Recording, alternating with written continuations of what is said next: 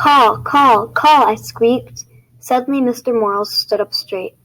I have a better idea, he announced. I'll take Humphrey home for the weekend. My kids will love him. Then, starting next week, you can have the students take turns. The three women were almost as surprised as I was. Don't worry, he'll be in good hands, Mr. Morels assured them. Well, I guess I would be. After all, I was going home with the most important person at Longfellow School. As he drove me to his house, Mr. Morels told me how he'd always wanted a hamster when he was a kid. But his dad said they didn't need another mouth to feed. I argued with him, Humphrey, I said. Papa, I will feed him off my own plate. Then, Papa said we'd have to buy the cage and stuff to put in it. I guess he was right, Humphrey. We couldn't afford it. He smiled his big smile. But not anymore. Now I'm the principal of my own school. I told you he was important.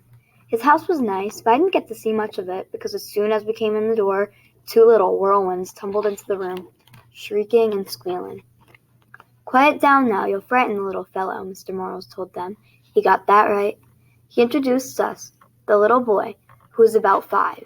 He was named Willie. He got poking his fingers through the wires of the cage. I was about to bite him, pure instinct. But then I remembered, this is the son of the most important person at Longfellow School.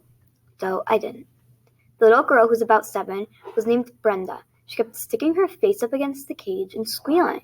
I tried squeaking back at her, but I don't know if she could hear it. I don't think she could hear me. Mr. Morels tried to quiet them down. He explained that I was a guest for the weekend and they had to treat me with respect. They didn't listen. A pretty lady rushed through the room, jingling her car keys. I'm late. I have a house to show.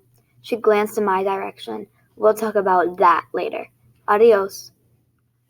Mr. Morels wished her luck. Then she was gone. Then he carried me into the den with Willie and Brenda, clinging to his legs and yelping. My cage was swinging back and forth so much I was getting airsick, or cage sick.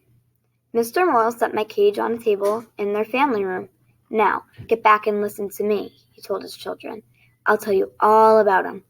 Can we take him out? Screamed Willie. Can we put him in my room? Shouted Brenda. Can you sleep with me tonight? We can't do anything until you settle down, Mr. Morels said. Bravo, Mr. Morels, I thought. But still, the children didn't listen. The most important person at Longfellow School was not being treated with respect in his own house.